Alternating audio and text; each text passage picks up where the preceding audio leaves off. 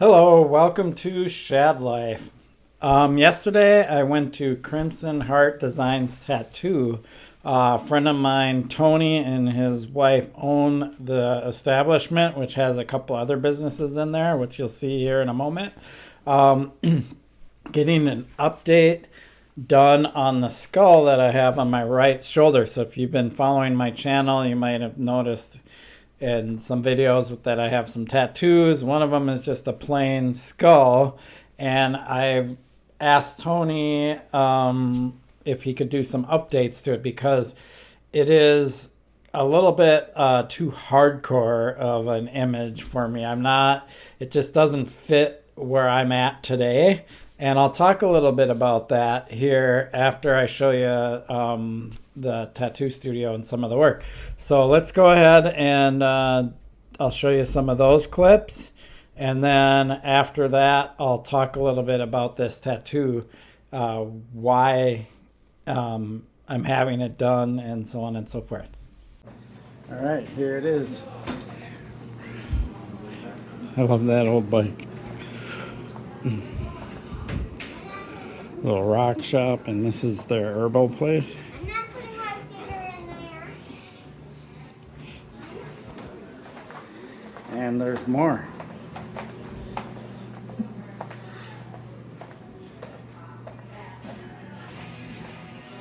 Then over here is where they do all the tattooing. It's pretty awesome. So I will be sitting right over there getting my tattoo. That looks familiar. Oh, by the way, this is Tony. What's up? He also rides, as I mentioned earlier, so it's pretty awesome. But he's extremely talented. I was telling earlier that I had no idea for the longest time that you were a talented tattoo artist until recently.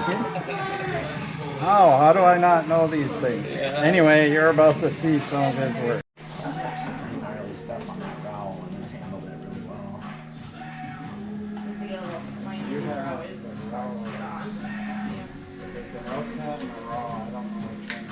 The L-Cat is the 27.5.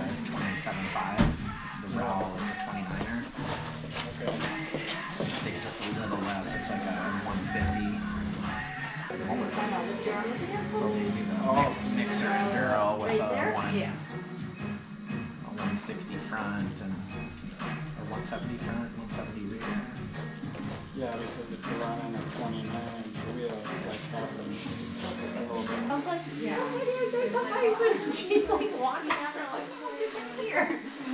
Luckily, the bison was walking away from her, but you know, she was a good older, like maybe 30, 40 feet behind her. Like, no, it's not. I wouldn't. I have that like the mountain bike that I was done by this waterfall, and she goes down in and she's going up this. All of those for what? My It's big stuff. Yeah, But I mean, no. And then I do feel realistically, like most of that people that big come from landfill motocross, anyways, which a doesn't lot of that like stuff stay they have just right in compressed in motocross. landfill, it won't completely Like burner car, all that, and then they always and so it's like that doesn't fix anything or help anything. red dirt. And so They it's like, probably, are familiar with what to do or how to do that kind of thing. We're saving small space. yeah, at first I was gonna do one yellow brighter, but it was like almost a little. Yeah, but actually, I want to kind of she like asked me if I wanted a blanket. I said, sure. solid. She gave me a blanket, so it was actually warm. Usually the wrong names because of copy. And, Huh? oh, Beastie Boys have some of the most strict rights. Copywriting? Copyright. Yeah, I remember, like, I always thought it was kind of douchebaggy how they went after the Science Museum, like within 10 years, I can't remember exactly when it was, Yeah. but they had a science thing for girls, and they were like, girls can do the science, girls can do the chemistry, it's just like, it was cute, it was like 9-year-old girls, and they sued them for that. Yeah, they have one. And I'll admit, I have never liked that girl's song, because I'm like, fuck you, I ain't doing your dishes.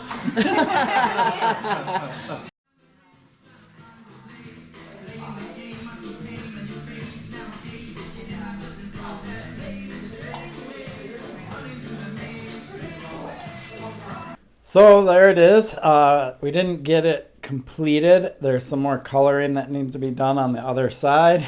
And I will show the completed version in a few weeks when I go back there and get it finished. But here's a photo of its current state right now. And if you look at this photo, if you look down near the bottom, you might notice the caterpillar down there, which hasn't been colored in yet. And then you'll notice the monarch butterfly and then a lot of different varieties of flowers and stuff. Everything here kind of has a meaning. So let's talk a little bit about this and what the meaning is.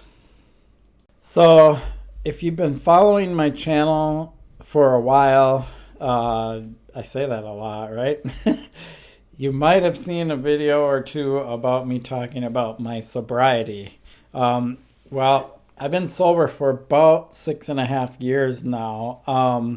And during these last 6.5 years, I've gone through some major life transitions and a lot of self-work to, just improve who I am as a person. In a nutshell, I've always felt like I've been a good person, always had good intentions and things like that.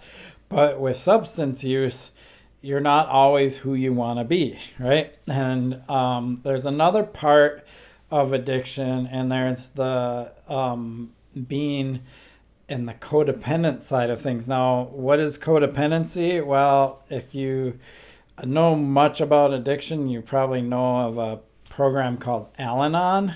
So there's two parts. There's the AA for the addicts, and then Al-Anon is for the people that have been affected by the addicts.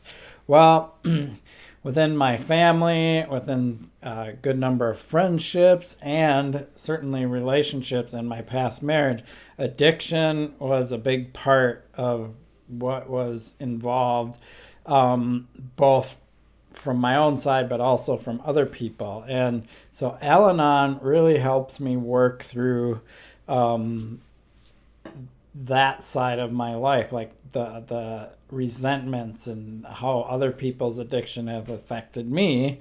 So it's very interesting. So I started going to Al-Anon just over 5 years ago. I actually just recently got my 5-year medallion. Here's a picture of my medallion. So Al-Anon 5 years, sobriety 6.5 years. Notice that they're not in perfect alignment because Al-Anon's a little bit different.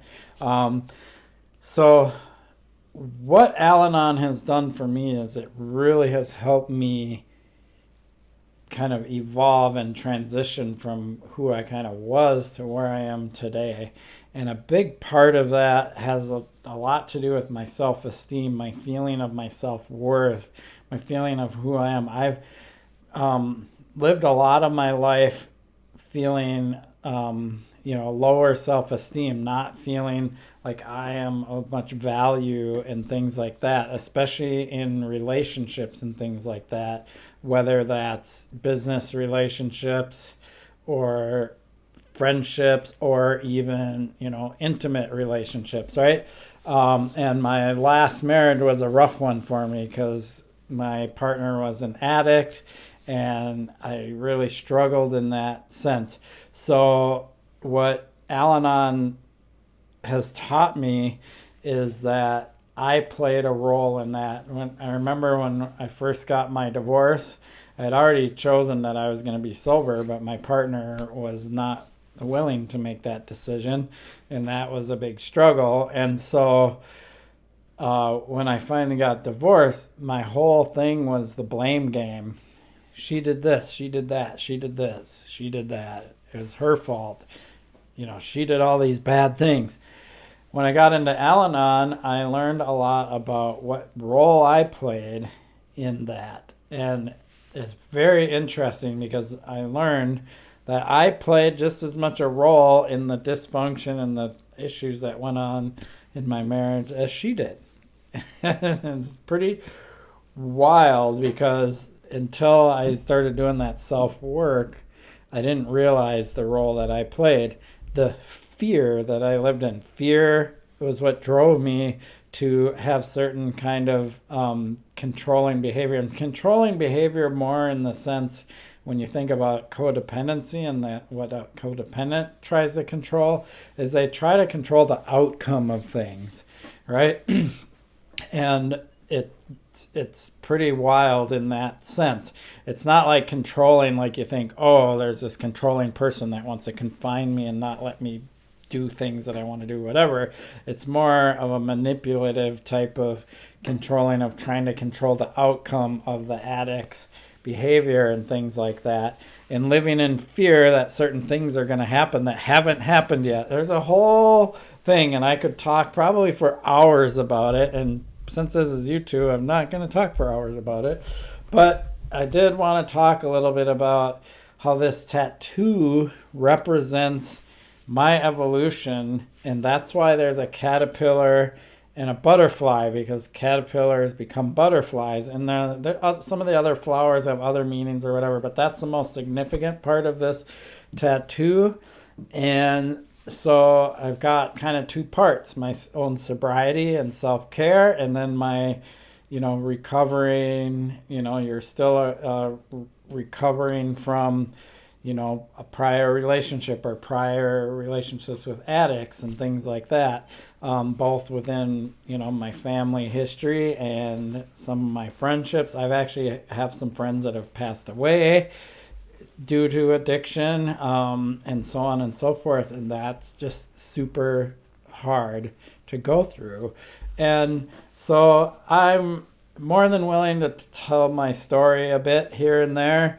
And since I've made these decisions, I've done better at my job. Like, it's amazing how much more I am capable of doing my job. If some of you might know that I'm a software engineer, this is not my job right here. YouTube does not make me enough money. And I've been very successful at it. I'm a much better, much more focused, dedicated person to my job than I ever have been, and it's helped me progress there, right? So this is kind of multifaceted, this evolution that I've gone through, and it's super cool.